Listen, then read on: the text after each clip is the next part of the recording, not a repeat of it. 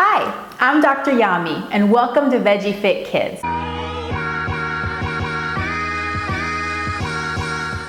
Today, I want to talk to you about raising an intuitive eater. Intuitive eating refers to a way of eating that honors hunger and fullness and also leads to a healthy relationship with food and the body. Most children are born intuitive eaters, but many parents confuse this with picky eating. In this day and age, I consider intuitive eating to be a superpower that should be fostered and protected.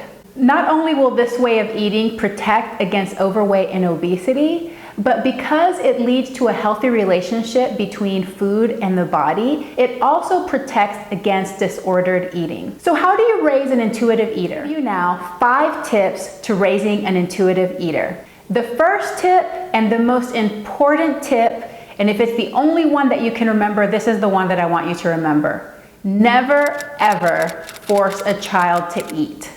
Whenever you force a child to eat, it teaches them to override their natural hunger and satiety signal. And over time, this can lead to overeating, perhaps even binge eating. The second thing that can happen is the opposite. So whenever you force a child to eat that isn't hungry, it actually could produce in that child food aversion, so that they're afraid to come to the dinner table. Dinner becomes a battle. They don't want to eat because you're forcing them to eat when they're not hungry. Number 2, avoid using food as a reward.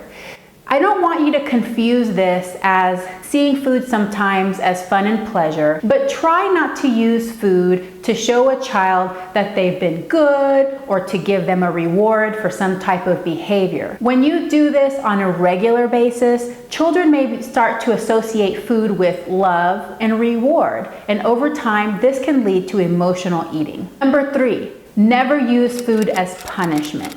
Just like we shouldn't use food as a reward, we should not be withholding food or nourishment from a child. This can have long-term detrimental effects. Psychologically, having that sense of scarcity can actually lead to a child being afraid that they're not going to have enough to eat and can lead to sneaking food and overeating. So you don't want to mess around with food as a reward or punishment. Number 4, allow a child to eat if they are hungry and always have an abundance of healthy foods available. And like I said before, this includes fruits, vegetables, whole grains, and beans. Intuitive eaters eat when they're hungry, and this may not follow our societal and cultural norms. They may not be hungry right at breakfast, lunch, and dinner. So it's important to always have foods available so that if your child is hungry in between meals, they can have a healthy snack. Never withhold food if they are hungry. If you want to wait for a meal time, then give them something small to eat to tide over their appetite until it's time to sit down as a family for a meal. And finally, my 5th tip is do emphasize healthy and wholesome foods. However, once your child is old enough, allow for some play foods in the diet.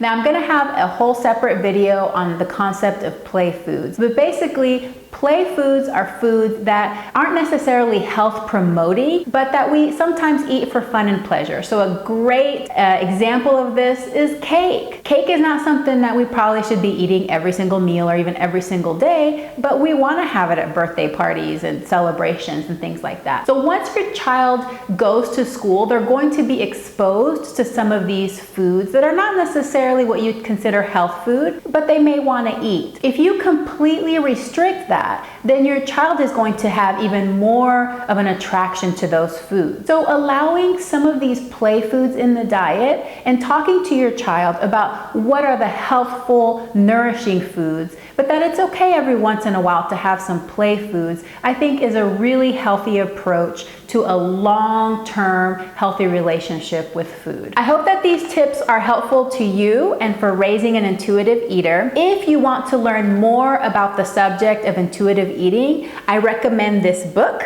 It's called Intuitive Eating by Evelyn Treble and Elise Resch.